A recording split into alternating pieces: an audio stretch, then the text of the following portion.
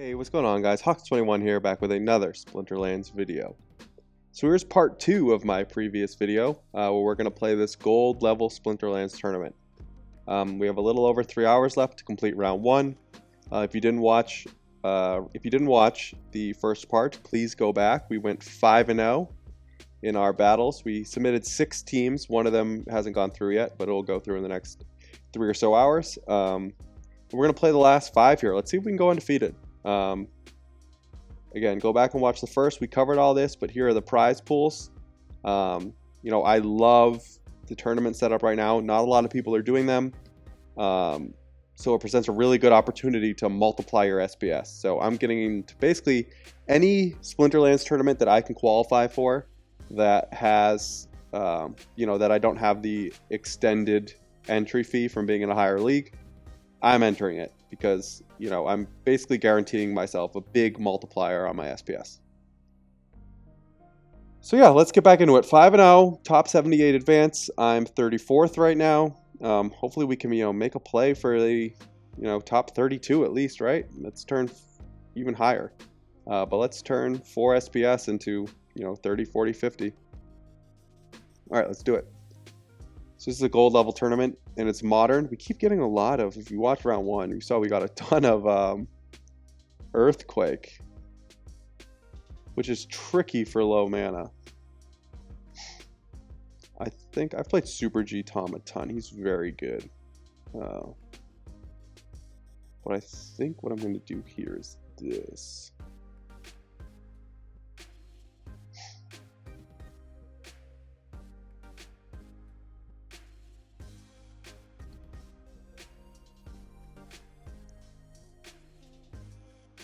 I think I'm going to do a bunch of squishies up front. My main guy here is the Regal Parrington. I'm hoping I can keep him alive for a long period of time. So I'm going to do some squishies up front. I'm going to put the Fiend in front of the Chaos Agent for basically one reason. Fiend is going to die the first Earthquake regardless, right? So even if you put someone with no attack, no anything, I'm not expecting that, but Fiend's going to die. Chaos Agent, if he doesn't get hit by anything, he can survive one Earthquake, right? So, ideally they only have one attack, right? They get rid of the Fiend, Earthquake comes, maybe the second attack misses the Chaos Agent, he'll survive one Earthquake, where the Fiend will not. So I want the Fiend to soak up that initial hit before the Earthquake. Failed Summoner I'm putting here to sort of provide like a actual tank maybe for a turn or two before the Regal Parrington moves to the front. Regal Parrington's my main damage dealer. Really fast, high health, has the flying, so it's not going to take the Earthquake. It's going to have 3 magic. And I had 2 left over, and I picked the Chimera Princess over these guys for a couple reasons. Magic damage is just better, right, than archery in most cases. And so it's going to be boosted up to 2 with the Obsidian. And then it's going to survive the same amount of Earthquakes, right, if they don't bring any sneak. So, this is going to survive 2 Earthquakes, also going to survive 2 Earthquakes. I'd rather have magic damage. That's my thinking. So the plus of these guys would be, they have an extra hit if they do bring a sneak, right? But they would have to bring, it would only really matter if they brought a sneak of 1, right? If they brought a sneak of 2, all of these are going to die in 1 Earthquake anyways after taking that initial hit. So I'm going to bet they don't bring a sneak of 1, and I'd prefer the Chimera Princess. Would have been funny if, see, he's very good. So that's like, this is sort of second level thinking, right? You look at who are the potential flyers that a team might play, and this is obviously a top choice, right? Like, that was the first thing I thought of in this rule set was playing the Regal Parrington. So he brings a Magic Reflect. It's a great play. He doesn't have a lot of health though, but the only problem is all of these guys die and Dr. Blight survives. So Dr. Blight's just going to get more and more powerful as all of these guys die. That's a problem. It'll be close, but I think I'm losing this one because of the Magic Reflect, but we'll see. Oh yeah, and he has an Amplify. With the Redemption, yeah, we're in big trouble. Oh, and he has those 2 monsters with scavenge. We're gonna get smoked. 100%. What a great play by Tom. Yeah, we're toast here. We'll watch it out. We are gracious in victory and defeat. Oh, and he hits the poison. Yeah, this was just all around a fantastic play. Yep, and we'll die right here. Yeah, great play. All right, we took our first loss. Bad way to start out part 2. All right, we have Enrage and Evens. So I basically know right off the bat I'm going to play Byzantine Kitty, because anything with Enrage, this is what I want to play. Now I'll just go through and see. There's no really tanks here that I like in Enrage. The Grund is great in Enrage, but I like to play Grund when I have a backline taunt monster, which I won't have here. Unicorn Mustang is definitely an option. I think this is, it's hard to say it's underrated because it's pretty expensive, but I don't see it getting used that often. So far, that's green's my favorite. We'll try here as well. Yeah. Based off the tank, we're going to go green. We're going to play Unicorn Mustang, Diamond Dragon. We're going to slow them down. Mitika does a ton of damage. I might...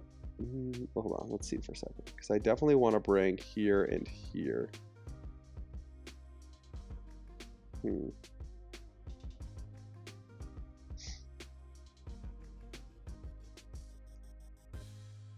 We're not going to have room for Mitika, unfortunately. Let's see.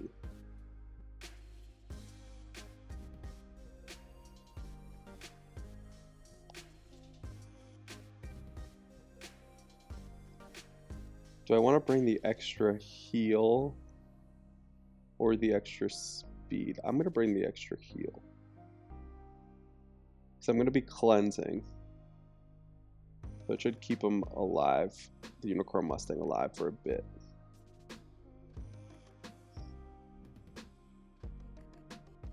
Yeah, so basically Unicorn Mustang's fantastic because it has all of the magic set up, right, with the Void and the Reflect. But the Kitty gives it tons of speed. It's going to be at 6, and the Enrage is going to put it at 9, right? Yeah, it's going to put it at 9. So it's going to be elusive. It's good against magic, elusive. I'm bringing the Cleanse, so it can't really get afflicted. It's going to have some shield. I feel pretty good about this. They don't have fully leveled up everything. So I think we should be fine here. Yeah, we're going to take this one.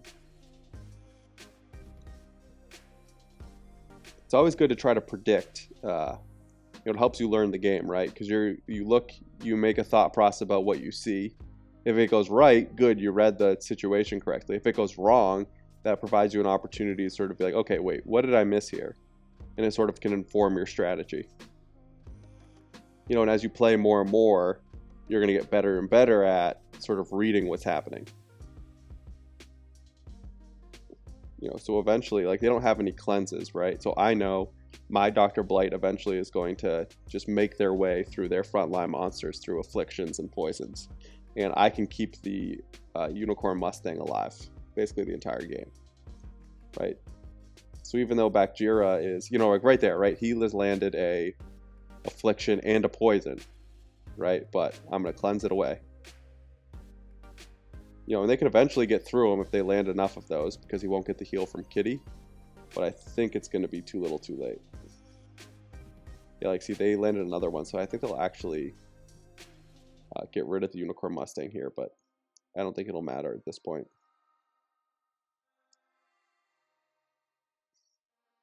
Actually, what's great? No, it's not. It is. Oh, it missed. Okay. Yeah, that'll do it. So I think I'm actually going to take out... Oh, no, that death. I'm not going to take out the Dr. Blight because of that death. So poison, that's actually totally fine because I can heal from the Kitty here. Right, so yeah. They hit the 8 bomb though, so they are going to get rid of him here, but it's way too late. You know, their Dr. Blight's barely hanging on, and mine hasn't been touched yet. And they can't attack anymore. So actually our Mythica, or no, not our Mythica, our Unicorn's going to make it the entire time. Alright, back on the winning track.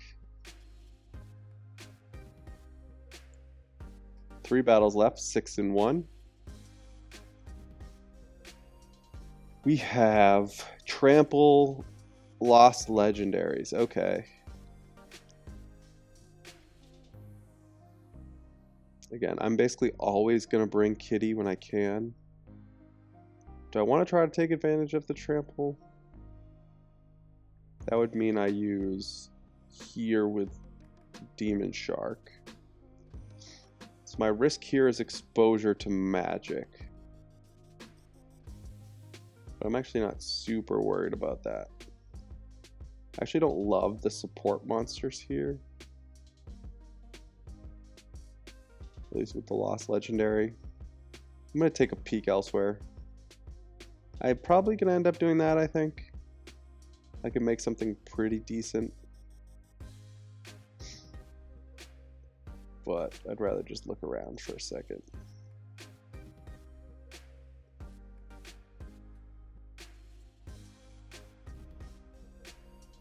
I really don't use life that often. I've tried, I just can't get myself into it.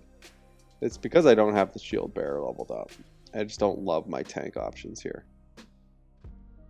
So I actually think I'm going to try Forgotten One. I want to use him more and more because I think he can be a really, really, really powerful monster. So normally I bring the Scavo Chemist, but I don't really need a cleanse.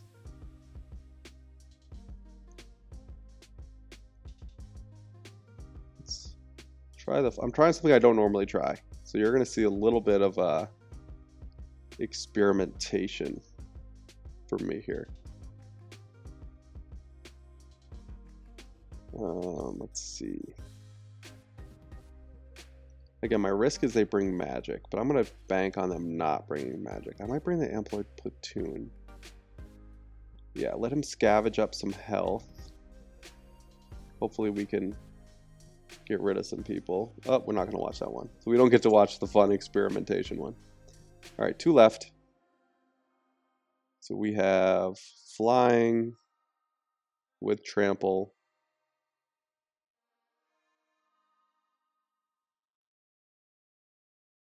Let's see, we're just going to find our flying monsters to start. I love Phantom of the Abyss. Here we go. Now I think what I want to do, this guy's great to bring an Earthquake because of the shield in gold. So the Earthquakes only hit him for 1, so he actually survives for a really, really long time. So I'm actually going to do that and then bring Dr. Blight. So Void Dragon up front to dodge, he's a flyer too. Diamond Dragon all the way in the back. He's great shield protection. I mean, I love Diamond Dragon. I think he's a very, very, very underrated legendary. Again, he's expensive. I'm not saying he's not. But I think he's one of the most underrated. He is fantastic sneak protection. He brings slow. He brings cleanse. He has last stand. He's a flyer. Look at all this shield. And the majority of sneak attacks are melee.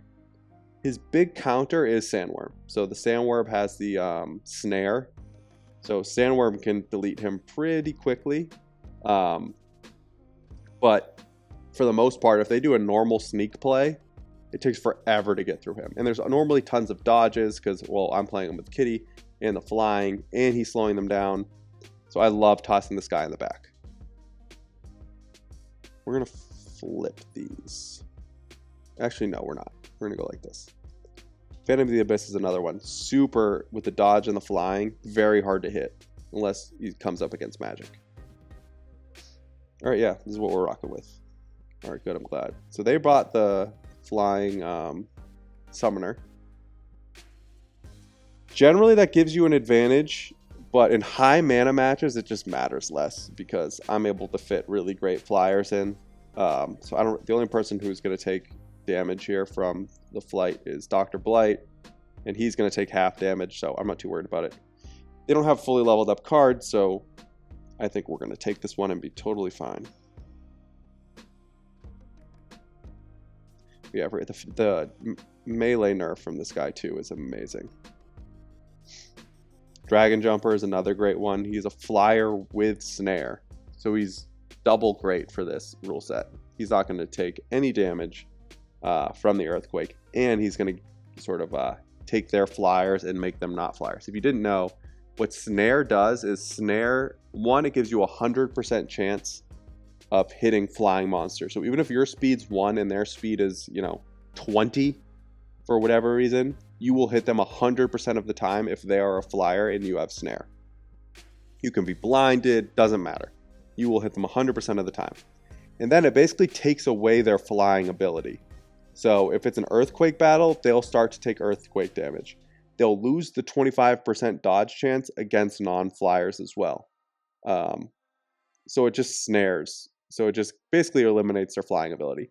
If they're faster than other monsters, even if they're snared, they still have the normal dodge percentage. They just lose that 25% bonus of being a flyer. So snare, it's hard to plan for, so it's why it doesn't get talked about. But in the right context, it can be very, very powerful. All right, 1 battle left, 7-1. Let's see how we finish up here. And then we have 2 battles, I believe, that we haven't seen yet. But I'll provide an update for that, probably on Twitter. All right, this person has a lot of power.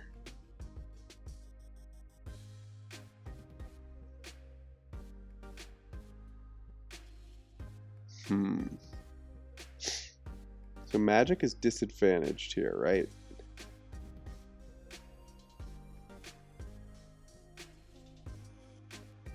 What I might try to do...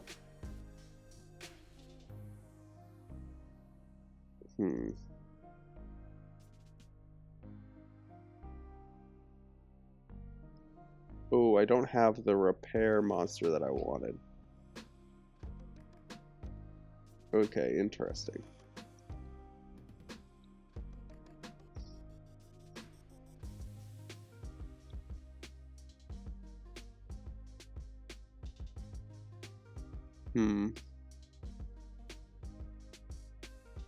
That just became a little tricky.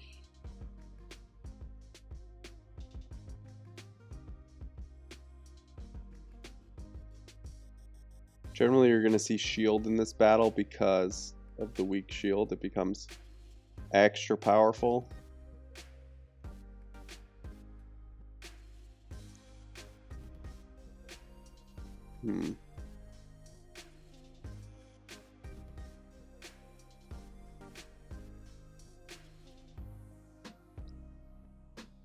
What I might do is this.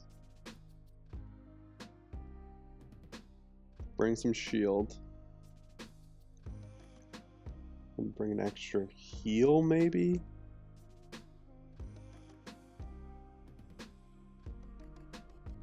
So I'm obviously worried about if they bring a Dr. Blight, but I'm just gonna hope that they don't.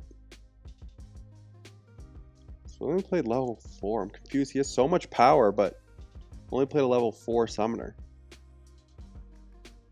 They didn't bring a Dr. Blight. Alright, we should be fine here. I think we're just going to be too powerful. And their magic sneak, with my triage, I should be able to just heal right through it.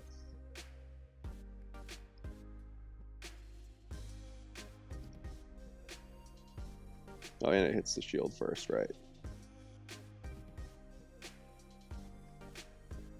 Yeah, weird. This guy had so much power, but doesn't have leveled up summoners. I wonder if he's just he's focused on a gold deck or like an alpha beta deck. That could be it. Maybe he has a ton of alpha beta cards. And just, for these modern tournaments, doesn't have the power. I don't know. But I'm not going to complain. I will certainly take this win.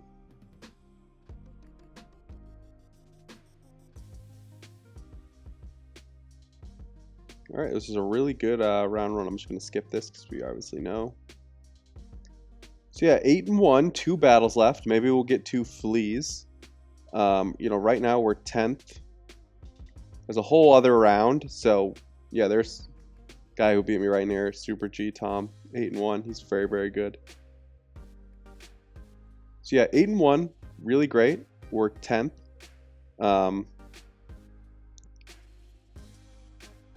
So yeah, I'm obviously very, very, very happy with this. We can end up at 10-1, which would put us, you know, right near the top with a lot of these guys.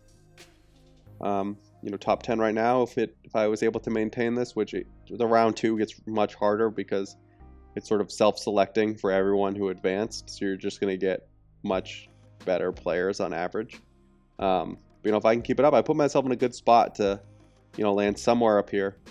But I'll keep you guys updated on this. I'll probably have a part 3 for round 2, depending on how these 2 videos go and if there's interest.